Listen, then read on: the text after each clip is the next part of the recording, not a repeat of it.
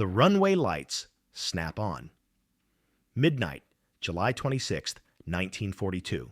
Sidi Hanesh Airfield, Egypt, 235 miles behind enemy lines. A Junkers Ju-52 transport plane touches down, its belly packed with ammunition desperately needed by Rommel's Afrika Corps. The German pilot cuts his engines, unaware that 18 British jeeps are roaring toward him through the darkness. Captain David Stirling grips the steering wheel, his knuckles white. Behind him, 17 more jeeps fan out in V formation, each mounted with 4 Vickers K machine guns. The men inside wear sand-covered uniforms.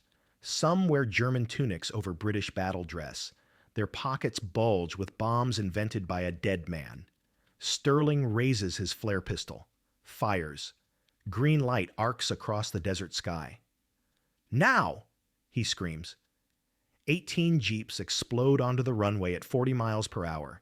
Tracer rounds slice through the darkness like red lightning. The first parked Stuka disintegrates in a fireball. Then another. Another. German ground crews scatter, screaming. Anti-aircraft guns swivel, searching for targets. But the raiders are already past, weaving between rows of bombers, their guns chattering death. Paddy Mayne leaps from his jeep, sprints to a Junkers bomber, plants a bomb in its engine cowling. 15 seconds.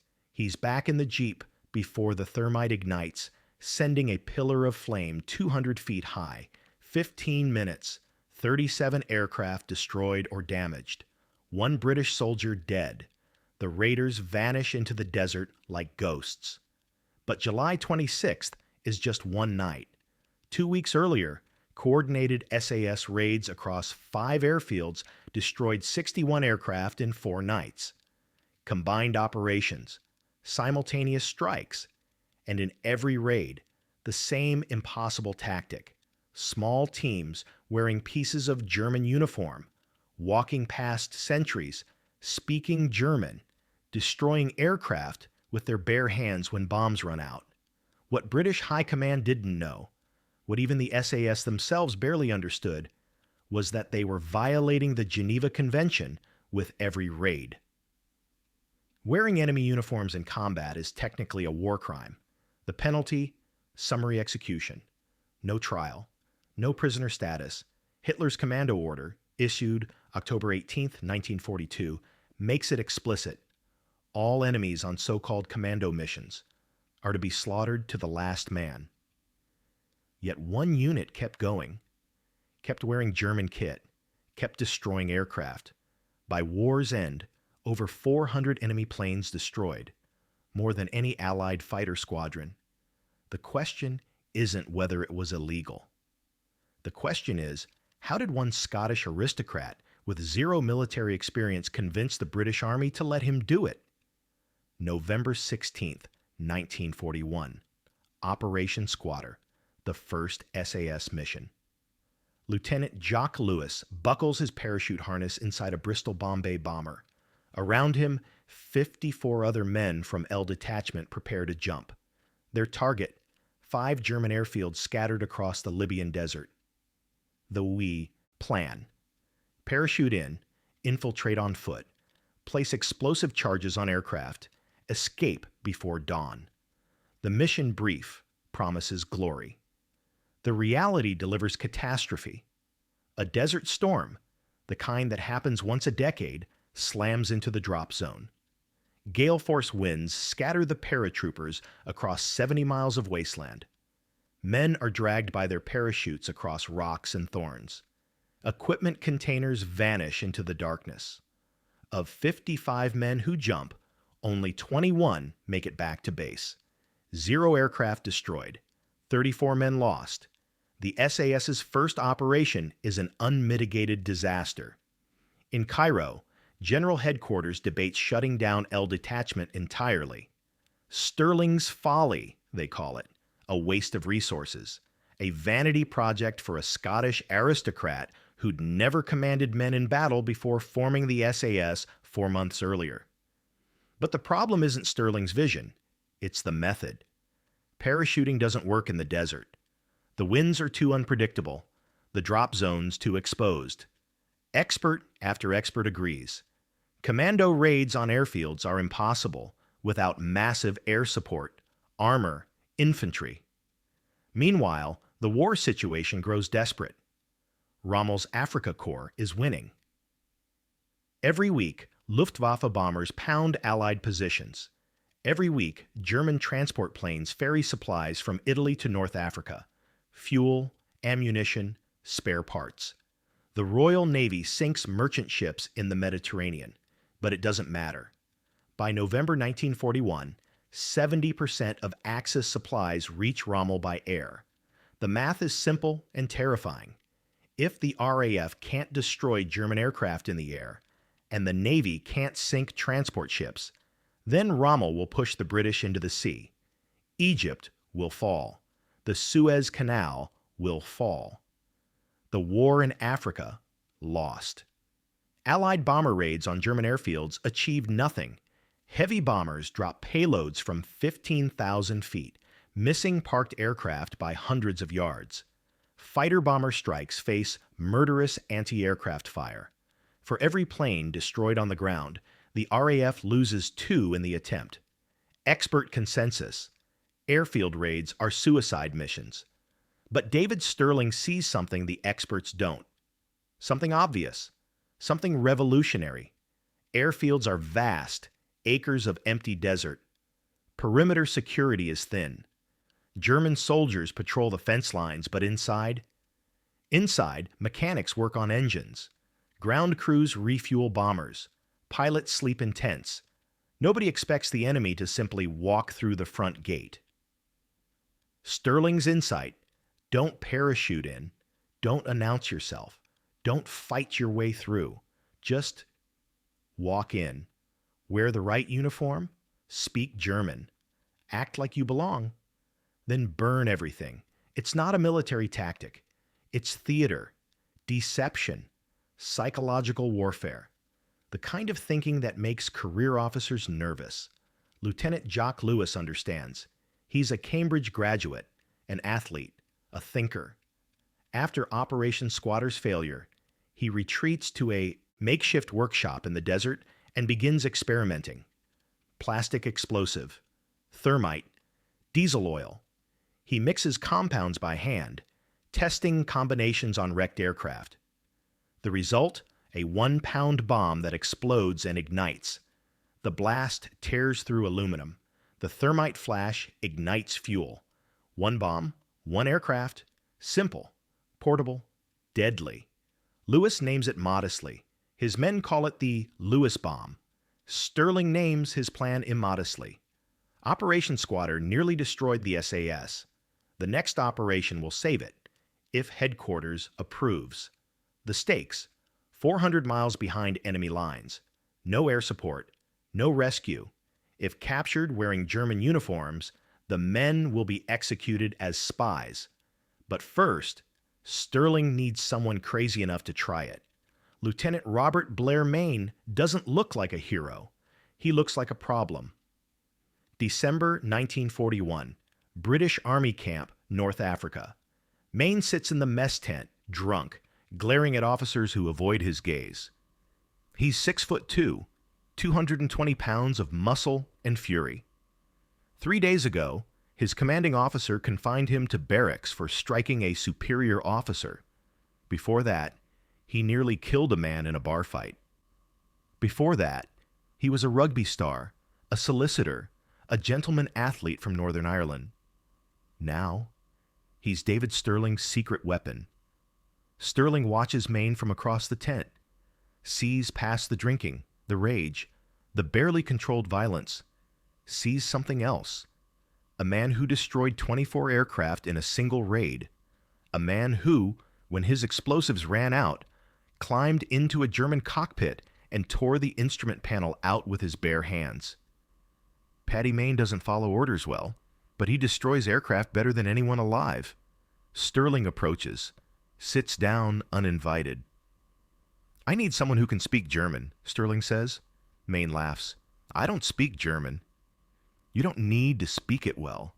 Just well enough to walk past a sentry. Well enough to look like you belong." Mayne's eyes narrow.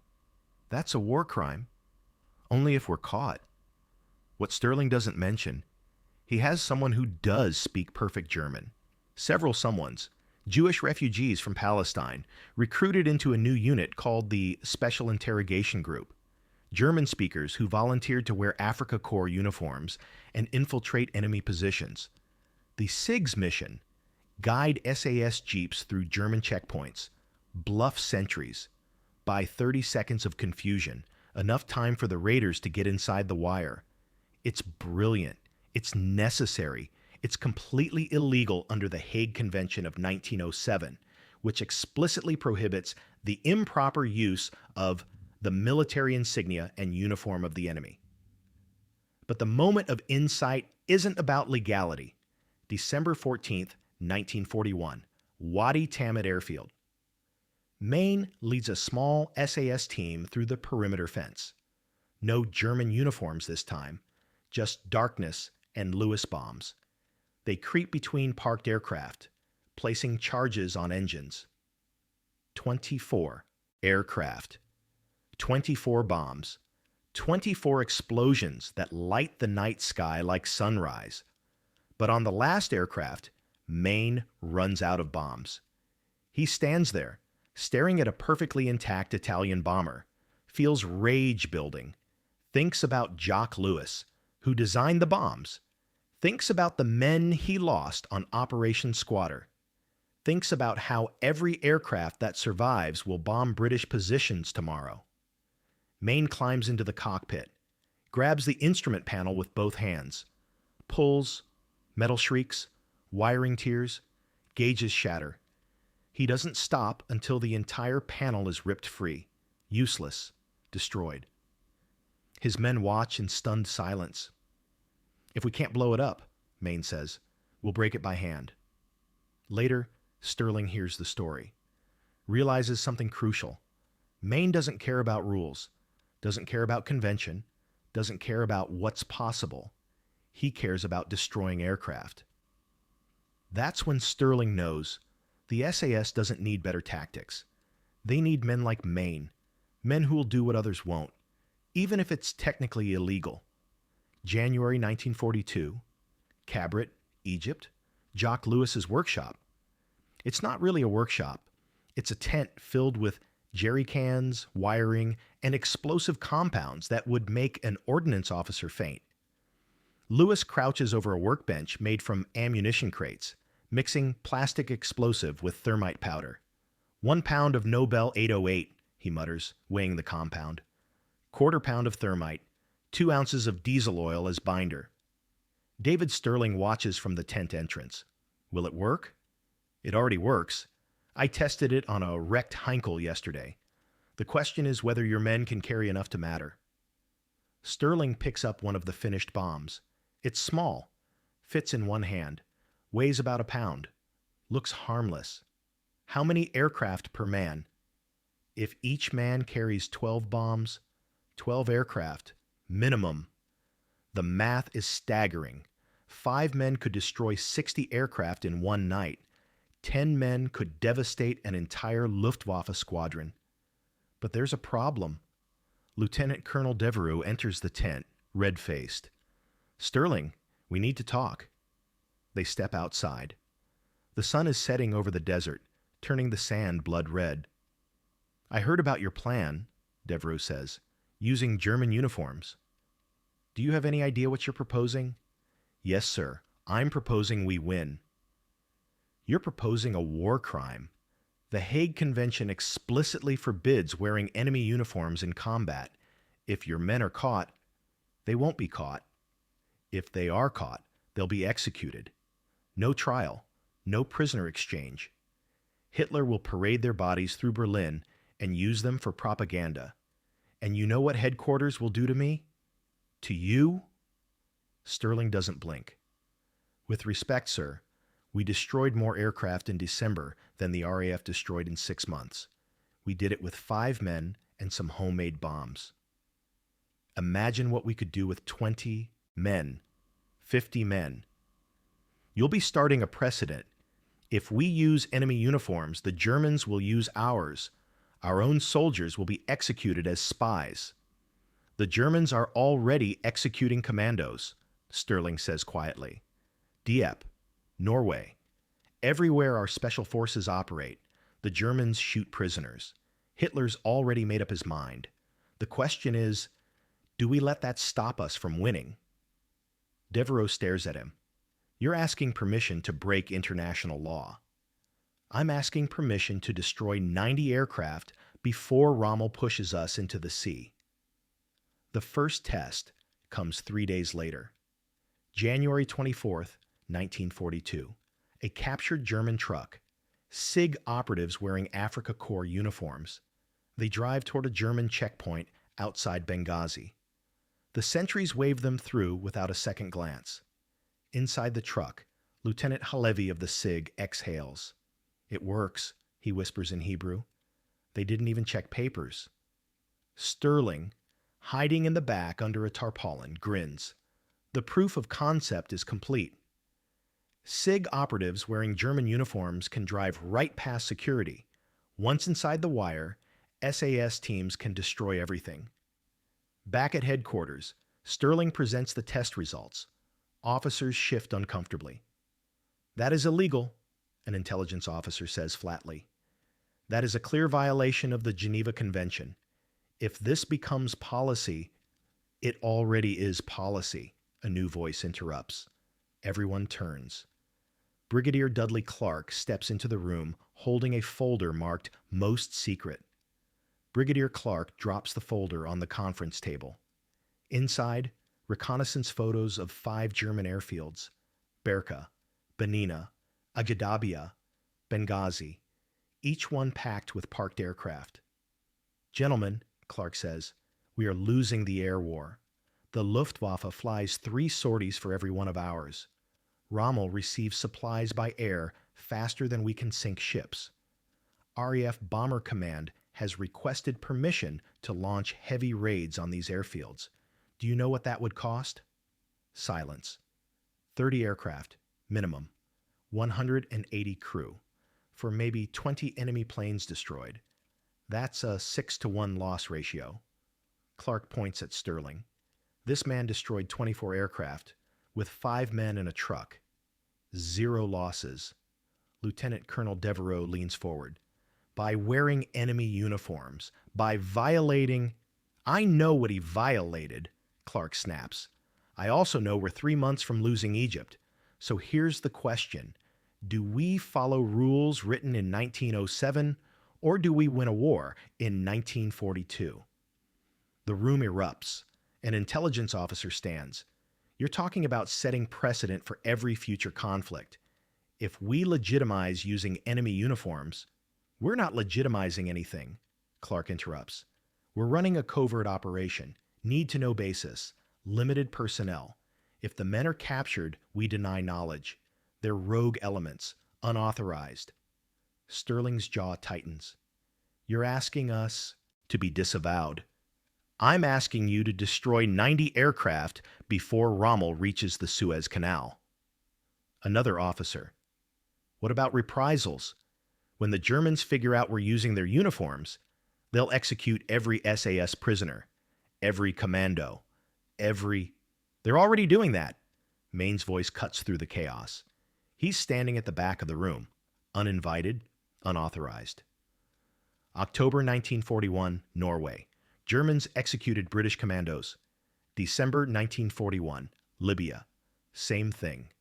Hitler's commando order is coming whether we like it or not.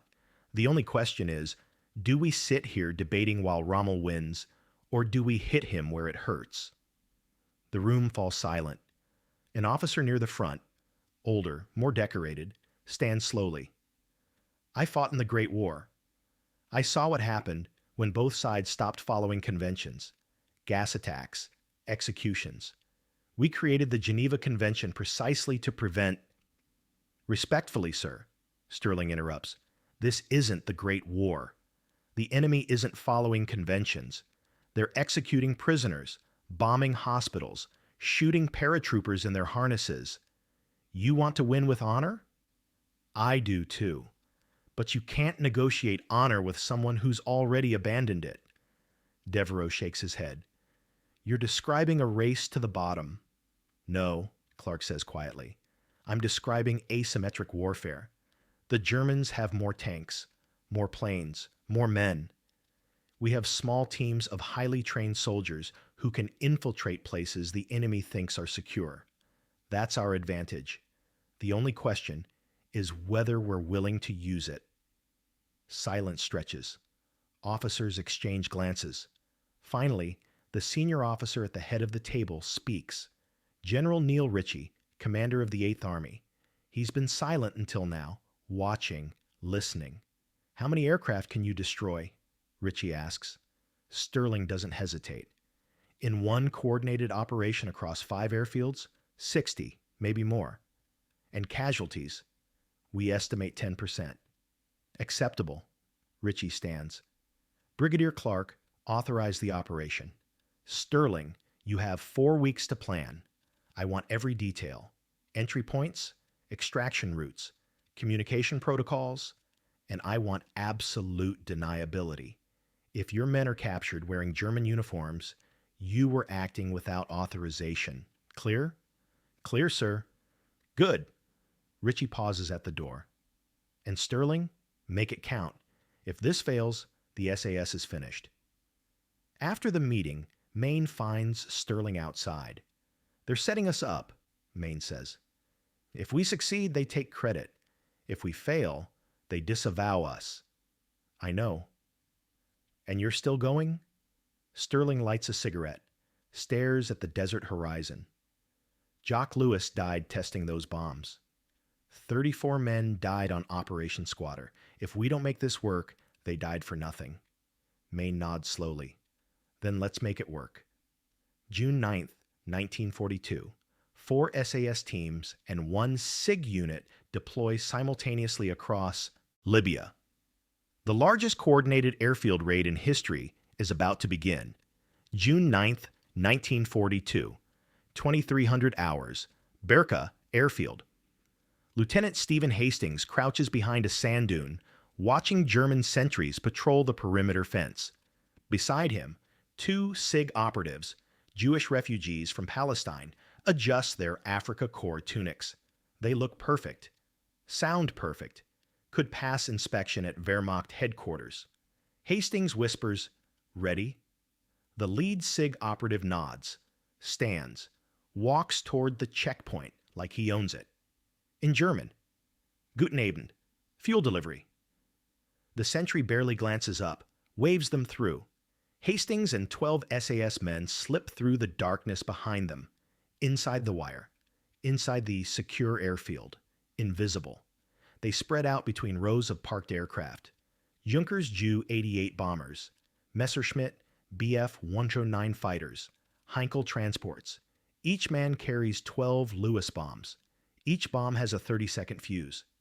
Hastings places his first bomb on an engine cowling, strikes the time pencil, moves to the next aircraft, 30 seconds. Next aircraft, 30 seconds. Next aircraft. Behind him, the first bomb detonates. Thermite ignites aircraft fuel. Fire blooms 200 feet high. Sirens wail. German ground crews scramble, shouting. But the raiders are already moving, placing more bombs, destroying more aircraft. Hastings plants his 12th and final bomb. Sprints for the perimeter fence. Behind him, 12 explosions, 12 fireballs, 12 aircraft burning. The SAS team regroups outside the wire. 1 man wounded by shrapnel. 0 killed. Hastings radios. Berka raid successful. 12 aircraft confirmed destroyed. Same night. Benina Airfield. Paddy Mayne's team. Mayne doesn't use SIG operatives, doesn't use disguises, just walks through the darkness like death itself, placing bombs on every aircraft he finds. When he runs out of bombs, he doesn't stop. He climbs into a German cockpit, rips out the instrument panel with his bare hands, tears wiring, shatters gauges, destroys the aircraft through sheer physical violence. His sergeant watches, horrified. "Sir, we need to leave." "One more," Mayne growls. He moves to the next aircraft. Another cockpit. Another instrument panel destroyed. By the time German troops start shooting, Maine has personally sabotaged 14 aircraft, 8 with bombs, 6 with his hands. Maine's team escapes into the desert, 0 casualties, 14 aircraft destroyed, June 10th, 1942. Ajdabiya Airfield, June 11th, 1942. Benghazi Airfield, June 13th, 1942. Derna Airfield, 5 airfields, 4 nights, coordinated strikes using identical tactics, SIG operatives wearing German uniforms to penetrate security, SAS teams destroying aircraft with Lewes bombs, rapid extraction before dawn. Final tally, 61 aircraft destroyed, 3 SAS men killed, 2 SIG operatives captured. The captured SIG men, still wearing German uniforms, are executed by firing squad the next morning. No trial, no prisoner exchange. Hitler's commando order isn't official yet, but the precedent is clear. In Cairo, General Ritchie reviews the after-action reports. 61 aircraft destroyed in 4 nights, cost 5 British soldiers. By comparison, RAF Bomber Command would have needed 180 aircraft and risked 1,080 crew to achieve similar results. The math is undeniable. The SAS tactic works, but the real test comes 6 weeks later. July 26, 1942. Sidi Hanesh Airfield, the largest single-night raid yet. David Stirling leads 18 jeeps, 60 British and French commandos across 235 miles of desert. They hide at Bir el-Qusayr during daylight, vehicles covered with camouflage nets. When darkness falls, they move. No German uniforms this time. The SIG has been disbanded after too many men were captured and executed. Instead, Stirling plans a frontal assault. Drive onto the runway at speed. Use mounted Vickers K guns to destroy aircraft through sheer firepower. It's the opposite of stealth. It's shock and awe. 2,330 hours. The jeeps approach Sidi Hanesh from the south. Stirling can see runway lights in the distance. A Ju-52 transport plane is landing. Perfect timing. Wait for the plane, Stirling whispers into his radio. When it touches down, we go. The transport lands. Engines cut. Ground crews run toward it. Stirling fires a green flare. Now! 18 jeeps roar onto the runway in V formation, 4 machine guns per vehicle, 72 guns total. Tracer rounds light the night like a fireworks display. The first parked Stuka explodes, then a Heinkel, then a Messerschmitt. German anti-aircraft guns swivel, searching for targets, but the jeeps are moving too fast, weaving between parked aircraft, guns chattering. It's chaos. Beautiful, deadly chaos. Maine's jeep slides to a stop beside a Junkers bomber. He leaps out, plants a Lewes bomb in the engine. The bomb ignites. Thermite flares white hot. The aircraft's fuel tanks detonate, sending a mushroom cloud into the sky. German troops return fire. Machine gun rounds punch through jeep bodywork. Lance Bombardier John Robson, 21 years old, manning a gun in the rear jeep, takes a round through the chest. He dies instantly. But the raiders don't stop. Can't stop. They have 15 minutes before German reinforcements arrive. Stirling's jeep makes a final pass down the runway, guns blazing. Maine personally places bombs on 3 more aircraft. The French SAS team, survivors of the disbanded SIG, destroys a fuel dump. 15 minutes. 37 aircraft destroyed or damaged. 1 British soldier killed. 1 jeep disabled. As the raiders escape into the desert, German pilots stagger from their tents, staring at the inferno. Rows of burning aircraft. Ammunition cooking off. Fuel tanks exploding. Millions of Reichsmarks in damage. A Luftwaffe major, Hans Joachim, Marseille, Germany's highest-scoring ace, watches the fires and whispers, "Phantom." Ghosts. Word spreads through the Afrika Corps. The British have a new weapon. Not tanks, not artillery. Something worse.